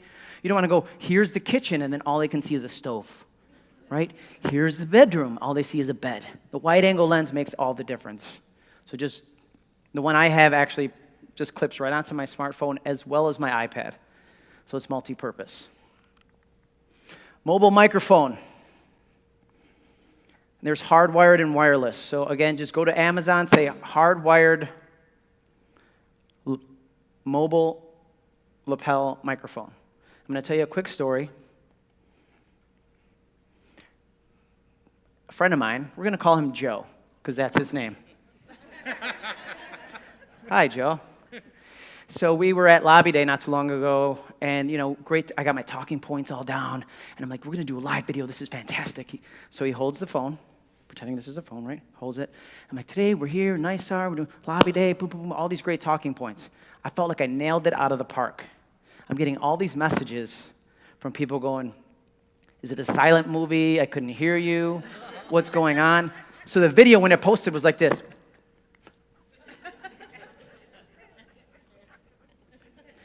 And it's because my friend Joe put his thumb over the microphone. Okay, because your smartphone, the microphone's right at the end. Pretend this is a smartphone, it's my clicker. It's right at the end here, so it's just normal for you to hold your phone like that, and it's a very easy mistake to make. But I said, that's only gonna happen to me one time, so I purchased a hardwired mobile microphone. It clips right, if you watch any of my videos online, you see it's clipped right here in my lapel. When you're outside, it helps with the wind noise, that interference. But when you're in the house, it helps with that echo effect. Sometimes when you're walking through the vacant properties, you hear like it sounds like a scary movie. It'll definitely help with that noise canceling. I'm looking at this as an opportunity to improve my patience. Okay? You also have a wireless mobile microphone. It's a company called Samson, S-A-M-S-O-N. Samson mobile microphone. That'll run you a little bit more expensive, but you could use it wirelessly up to 200 feet away from your mobile device. Crystal clear. So Samson, it's Samson, not Samsung, S-A-M-S-O-N, mobile microphone. Oh, I was just trying to get a cool picture, man. No? You ready? Oh, you got it? Okay, good. Because normally as a speaker, all you get is like, it gets you in a funny face. All right, so mobile microphone, because video is one part of it, audio is the other important part of it. So you want to be sure that both of them are the best they can be. Apps. I'm going to go through these quickly because I only have 20 minutes, but I'm going to give you an app and I'm going to tell you how I use it. All of these are screenshots from my mobile device. So it's not something I Googled and I said this would be good for you. I'm going to go through it quickly. Google Duo, you see on the top left. That's Google's mobile-to-mobile video conferencing. It only works mobile-to-mobile, but it's cross-platform. So that means regardless of whether you're an iPhone user or you're an Android user, you don't have to create a Gmail account in order to use it. The second one from the left is Google Hangouts. Google Hangouts is cross-platform. It can go phone to tablet, phone to laptop, but the person has to create a Gmail account. So if you're dealing with an Apple lover, they're going to get weird about that. They're going to be like, ew, I don't want to create a Gmail account in order to talk to you. Okay, an Apple person does have FaceTime, but then you both have to have FaceTime. So my best solution are the two. Well, I'm trying to reference something that's no longer on the screen. All right, KindMaster. This is a mobile app for editing video on your phone. So if you're on the road like you are now, you don't have time to get back to your laptop. You want to put together a quick video, you can use KindMaster. It has all the same splits and stitches and voiceovers and copyright stuff that you need. Top right corner, BombBomb. If you ever heard me talk, I mentioned BombBomb in almost everything I do. I call it a video relationship manager. This is a great way to create a systematic way to communicate with your clients.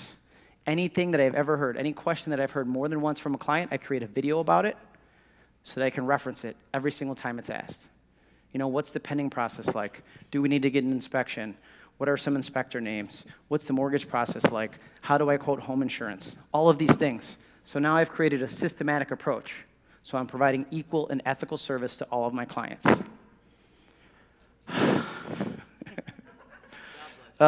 Yes, God bless me.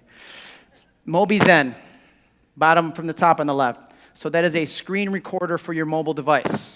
I use this when I'm trying to teach my clients how to do things that are on their mobile phone. So HomeSnap is a great app. I'll show them how to do something using HomeSnap on my phone, but record the screen and then send that to them. It's the best way to do tutorials on your mobile device. Record the screen. Power Director is another mobile video editor. YouTube Studio used to be called YouTube Capture.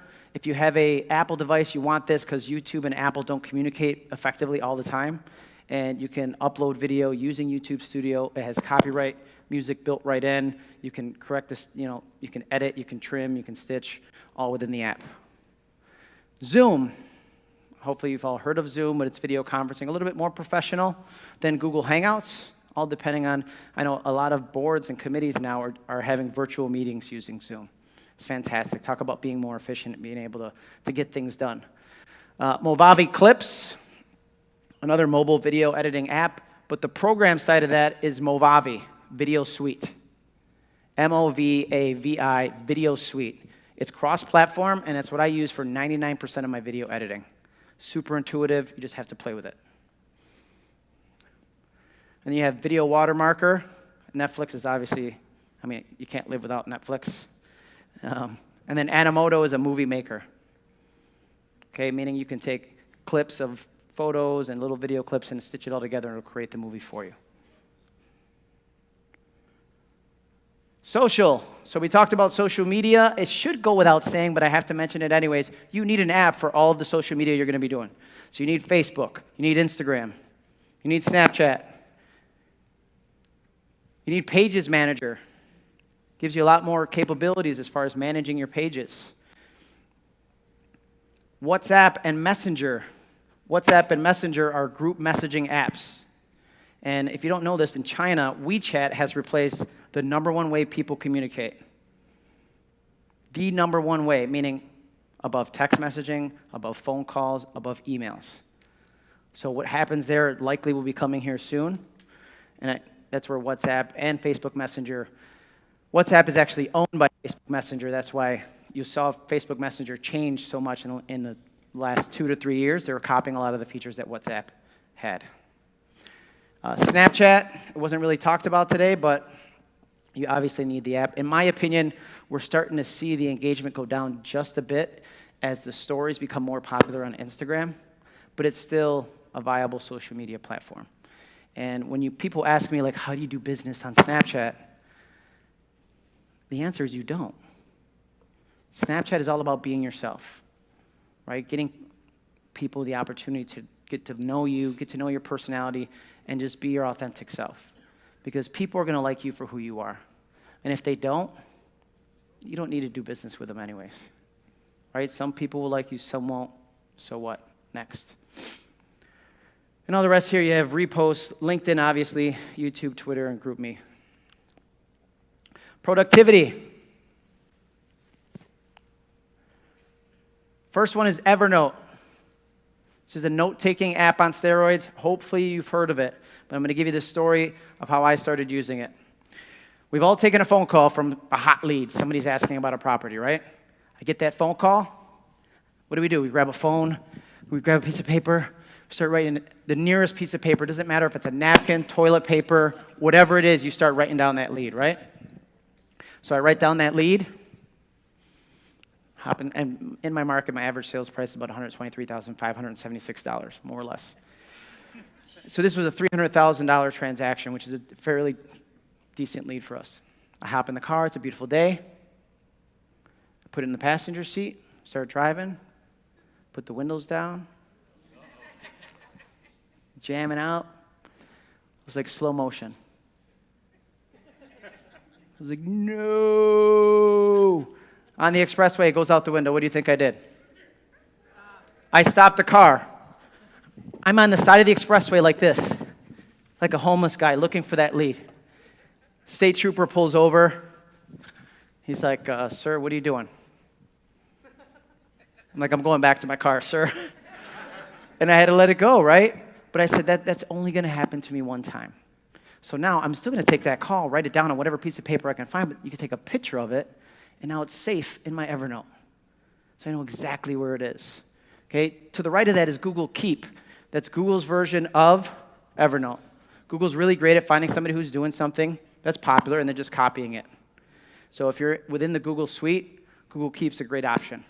Either one of these, the power is in the collaboration where you can share it with other team members, other agents.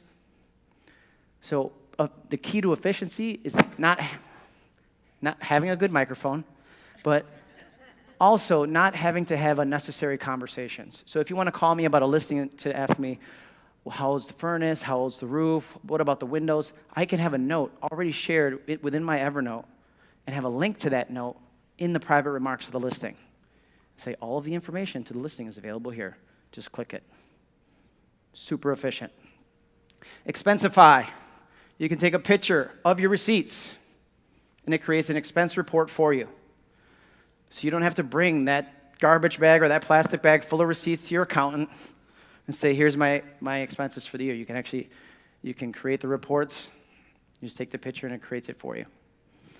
Google Pay. There's a lot of different payment software out there. You have Venmo, you have Google Pay, you have PayPal. And PayPal has become less popular because of the fees that they charge. I would say Venmo is probably the most popular. You guys see? It's driving me nuts, right? Doodle. So have you ever had to schedule an appointment with multiple people? Right? And you're like, you call them, they call you, the third person, what's good for you? Oh, Saturday at 3 o'clock. Oh, that's not going to work. They call the next person over here. With Doodle, you can create the appointments that you're available, share that link with whoever is going to be a part of that meeting, and then they just click the dates that are best for them. Super efficient, eliminates unnecessary conversations, like I said. To do, that's a Google, just a task manager. Google Translate. Many of us are in very diverse communities. You need to communicate effectively. Okay, Google Translate can help you, but you know that you should, if you can't communicate effectively, refer that out, because we shouldn't operate outside the scope of our expertise. Okay, I had an agent that finally referred me a client, because I do speak Spanish, after trying to use Google Translate for 60 days. Yeah. Finally, when the client came to me, they were like, oh, I see, Jeremias, que bueno.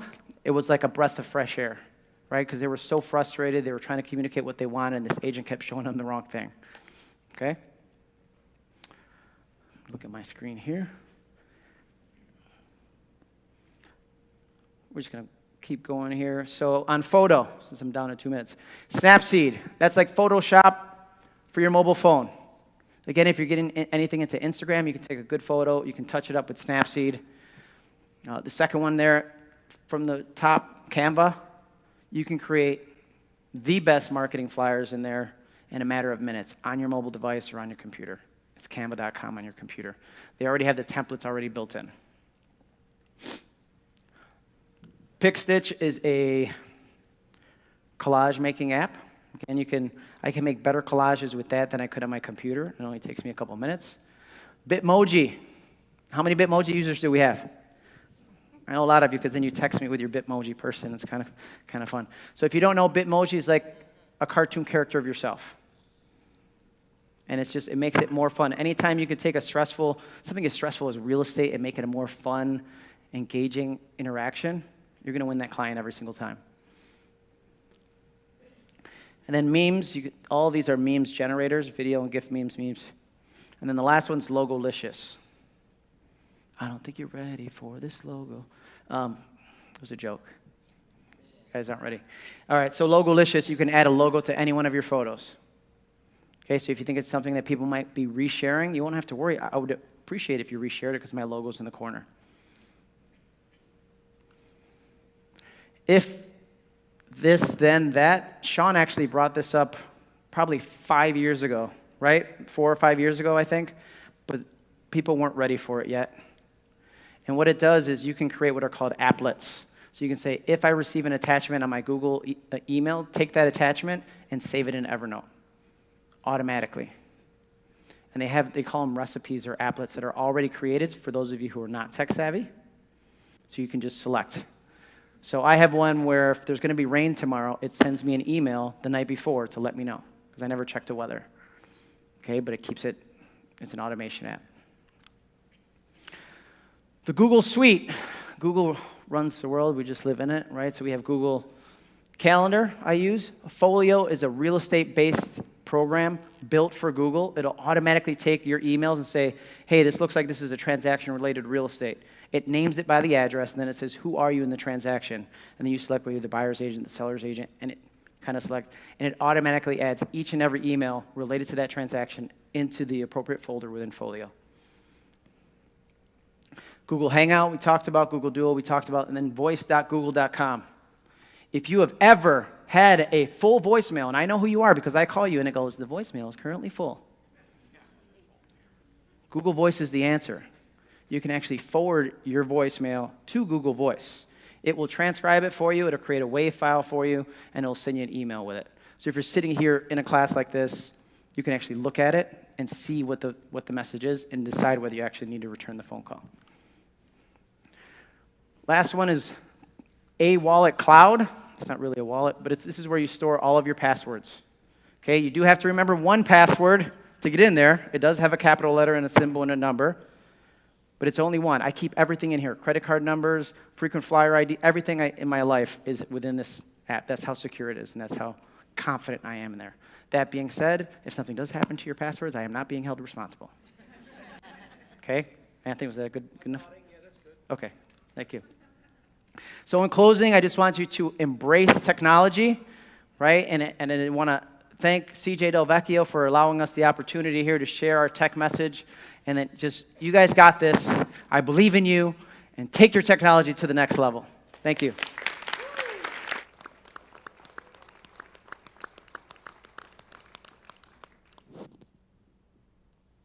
All right. Thank you, J-Man. So why don't we take a minute and invite our presenters back up on stage here. And I know it's 5:30, and you all have places to go. However, some of you may have a few questions. So in an organized fashion, if you have a question, raise your hand. We have microphone runners, and we'll be able to answer your questions. I guess we can stand right here. That's fine. Oh, you read me? Anybody with a question? Okay, hold on. We got one right here. Can you read me? I don't know. This is just a technology question. Just wanted some advice. I'm in search of a new laptop, but I want to take all the things that you guys all brought up tonight and use them.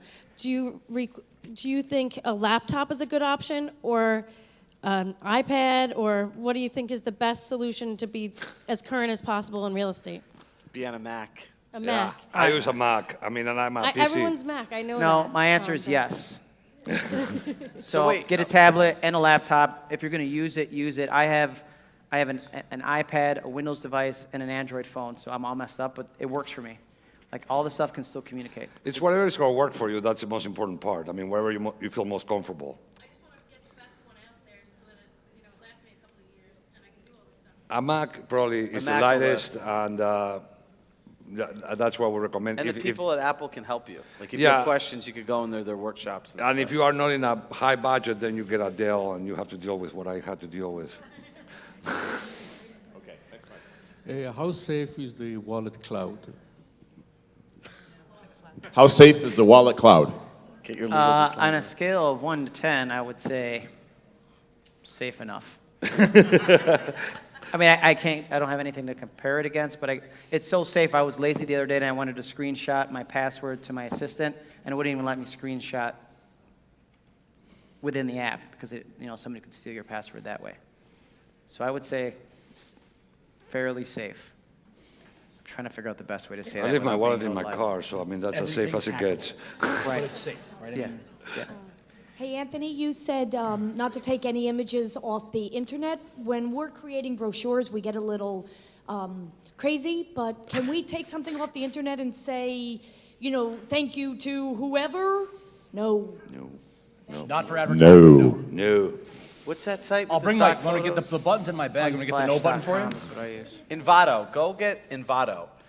If you go to Envato, you can get a subscription to it. It's really cheap. Right. Stock videos, stock photos. It has a ton of stuff, and it's not like buying the images for $20 to $30. And this is a true story. One of my agents once grabbed one of those images and put it on the internet. I got a letter, and I had to pay $500 because I was copywriting, infringing on somebody else. They could have sued me. I got away with it for $500. Yeah, No. I use a website called unsplash.com. Yeah, royalty-free images. Don't get too excited. It's a two-part.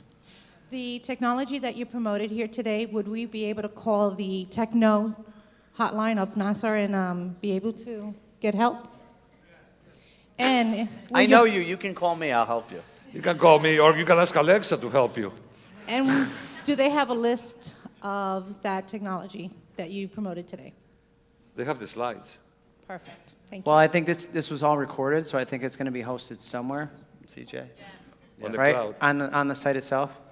Yeah, if not, I'll be sharing mine on my website, And it's all copyrighted, jmanseminars.com. so right, we can make some money. They're members. Yeah. Okay. I guess. Will the I'll make slides, money. especially Anthony's, be available later on NYSAR's site? Yeah, I guess. The answer is yes. They This will- whole they will presentation has been now. recorded, and it will be made available. How's that? Questions? Okay. I feel like I should Alexa sounds great, but what about those on the news? You hear about it's a virtual assistant, but it could be a virtual assistant, like my friend said here, for someone else, hearing in, listening in. What are the security issues with Alexa? You know, I mean, there's security issues with anything, okay? So right now, Alexa is just a device. You're actually interfacing with Amazon. And if you are doing any shopping in Amazon and you feel that, your passwords can be stolen, that's all what it is. I mean, Alexa is not a standalone thing. You go directly into Amazon. I had a question about copyrighting my own name. So I own myfirstandlastname.com, but there's a situation, maybe or may not, that a agent purchased a competitor's name, domain name. So what can we do to protect ourselves against that?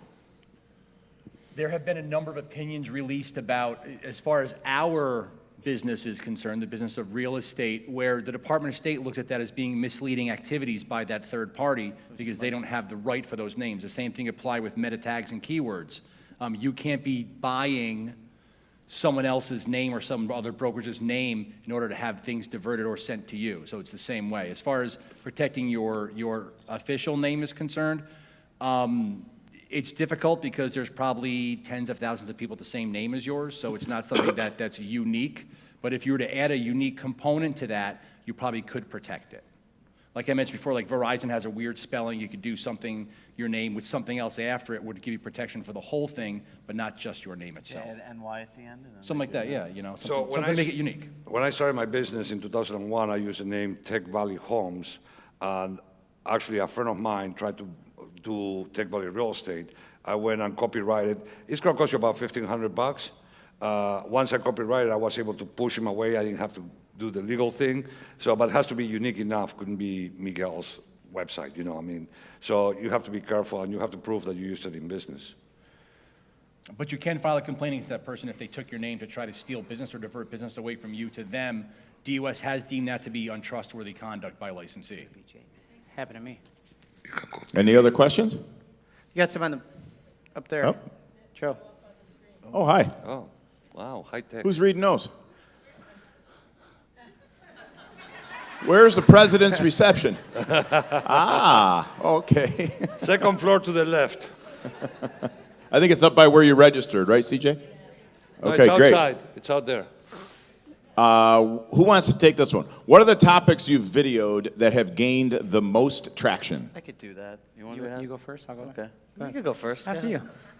No, after you. All right, I mean, for me, it's not always about real estate. Some of my best performing videos have been just about family.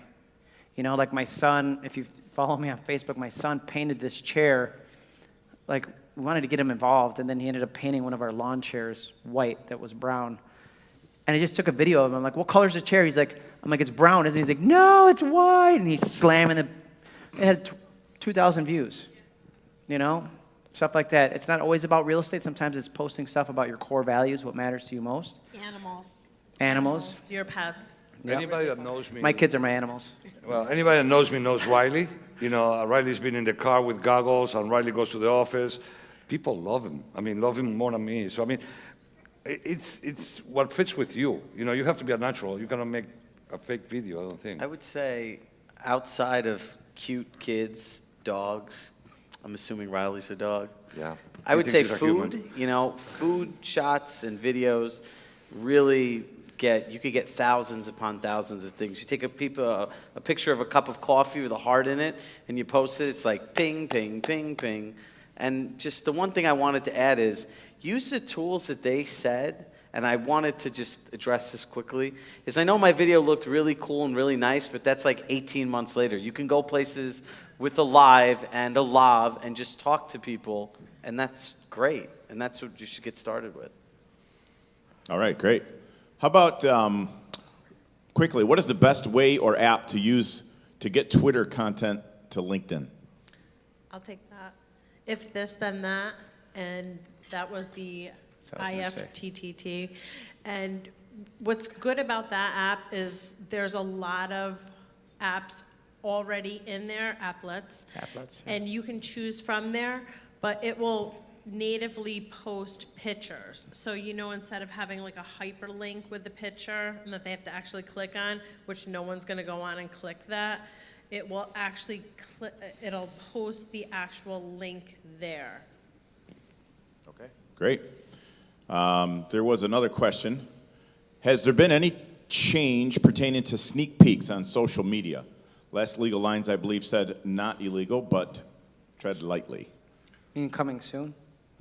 Yeah. So yeah, there's been no change to that as far as we are concerned. I think that NAR may be making some or taking up that issue in future meetings. There's been a lot of discussions among NAR members about coming soon or sneak peek matters. So what I published previously is current to the best of my knowledge, but it will change probably sooner than later. Coming soon. Coming soon. Yeah, coming soon / sneak. Yeah, coming no, soon. No, coming soon. The decision coming soon. I got up at 5 o'clock this morning. There I'm we slow. go. Yeah, I'm sorry. All right, thank you for that. I get it. Yeah. I think the top left is, what kind of video content should you start with? I think we kind of touched on that. Is it effective to pay to boost your Facebook posts? 100%. It is the Facebook and Instagram boosting is the cheapest form of advertising.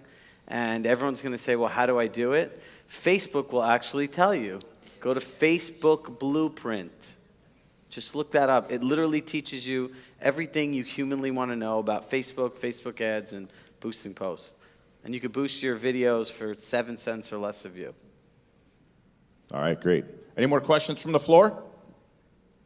Okay, let's give all our presenters a great round of applause. They've done a fantastic job. They took a lot of time to prepare for you today. President, Madam CJ, do you want to come up here? Let's thank CJ for this wonderful session that she put together for us today. Okay, so I just want to take a moment. Somebody said to me before this, are you nervous? I said, no, I'm not nervous. They're doing the heavy lifting. So I just want to say my dream of bringing technology to you is realized by these four realtors and 1 staff member. Anthony's not a realtor, technically. And so thank you very much for your great content. They came up with it. I, didn't really have much to do with that part, and it was all fantastic. So to thank you all for coming, I want to say have a drink on me. So President's Reception starts now, and you just go out the door to the left, go up the escalators, and it's right by the registration. And also, I forgot to say thank you so much to the NYSAR staff, because I had a vision, but they made it a reality. Thank you so much.